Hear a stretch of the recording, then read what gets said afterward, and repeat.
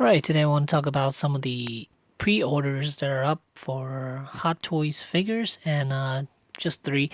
The first one is R2D2, and this is from the Force Awakens version of R2D2, and it's gonna set you back about 220 for this one.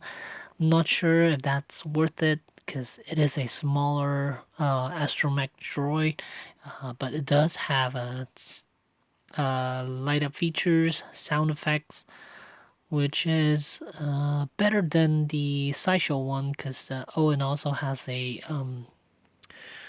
metal dome, a die-cast dome, which is nice. It's always nice to have something die-cast. It gives it a little heft to the astromech droid, and sound effect.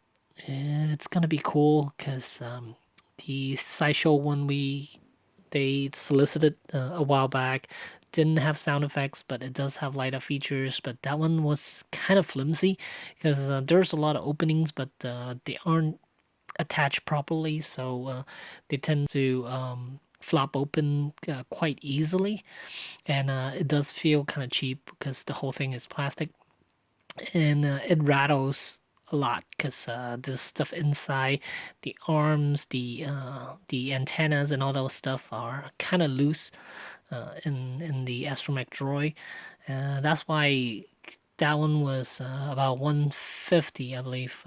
When it came out, it was 150, and then also comes with a little table, light up feature for a little Princess Leia on top. But with this Hot Toys one, I'm sure it's gonna feel a lot more solid than the Sideshow one. And again, sound effects is really good to have an R2 with sound effects and light up features, of course, and the metal dome. I guess if you're considering, I mean, if you think about it, if you're paying 150 for the Sideshow, a little bit more to, I think it was 220 for the Hot Toys one, I guess it's worth it.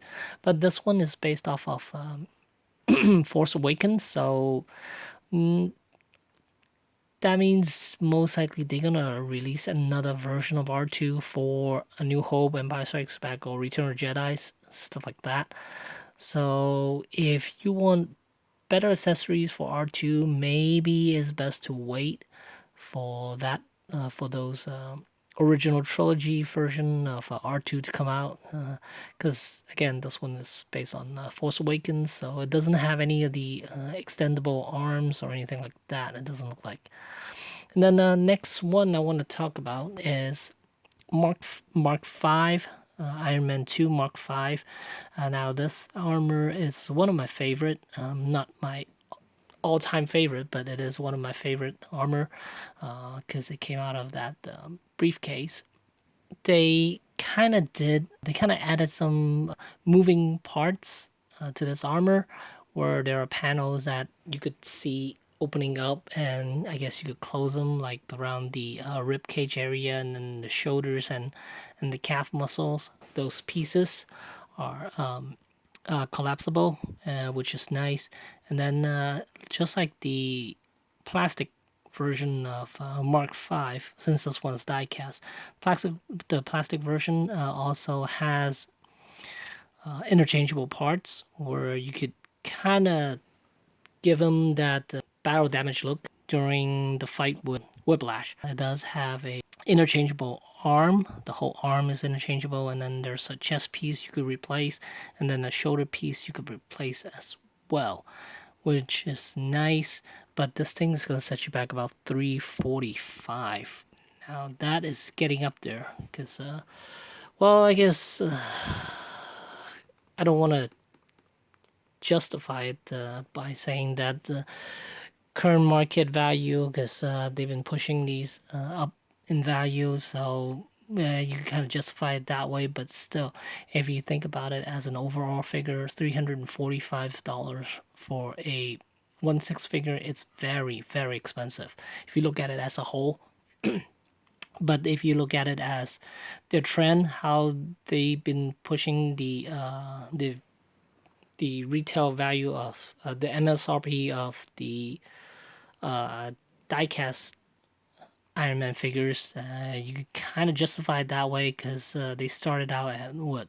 The first one came out was about 310, and then gradually they've been going up and up and up, and now it's about three. Like this one is about 345. So I guess if you really want to justify it, then that's the way you could justify it. And then it also comes with a Tony Stark head. We don't get to see it just yet, but I'm sure it's gonna look nice. And then some more accessories and the briefcase. So it's a good looking one because it is diecast, but we don't know how many pieces of diecast are on this figure. With RoboCop, there are only like 2 or 3 pieces of diecast, but with the Mark V, hopefully there are more. Maybe some of the panels, I'm not sure. The abdominal section, that maybe they could do diecast, I'm not sure, but most likely the thigh pieces are diecast, and then the bicep most likely are diecast pieces, and then maybe the shoulder pads are diecast. But anything intricate, they won't be able to do diecast. So I think those might be it as far as diecast pieces. And then here there's a comparison between the old Mark V and the new Mark V. You can see the new Mark V is a lot taller, about I would say a good maybe an inch or two taller than the original one that came out, which is all plastic. And looks like articulation wise he could do a lot more, a better range of motion, especially around the midsection. You can see he could bend quite a bit, which is nice, and then he could crouch. Well, he could kneel down, that's about it, but still really cool. So if you think you could justify it, then it might be worth it to you, but if not, then yeah, it is a lot of money for a figure. And then last thing I want to talk about is the Batman figure from this. This is from the Suicide Squad. They put this as a limited edition sideshow, and again, this is basically the same Batman as the Dawn of Justice one, and the only difference is that it comes with a better cape. This cape, it actually folds out, unlike the Dawn of Justice one where it has actually a cape that doesn't spread out, but this one you can spread all the way out, like doing a flying pose, and it looks like it does have wires running through it, which is nice. But this figure is already on waitlist. I suggest if you really want this figure, put yourself on a waitlist. Most likely you will get it, but I think it's been on waitlist for maybe over a week now, so it might be a little bit tough. But I would say if you want it, then put yourself on a waitlist just in case, and it doesn't hurt because you don't have to pay the deposit right now. The deposit only works when they have it in stock, or they are gonna convert your waitlist to an actual order. Then they'll charge you. But as of right now, they won't charge you the deposit, so that's good.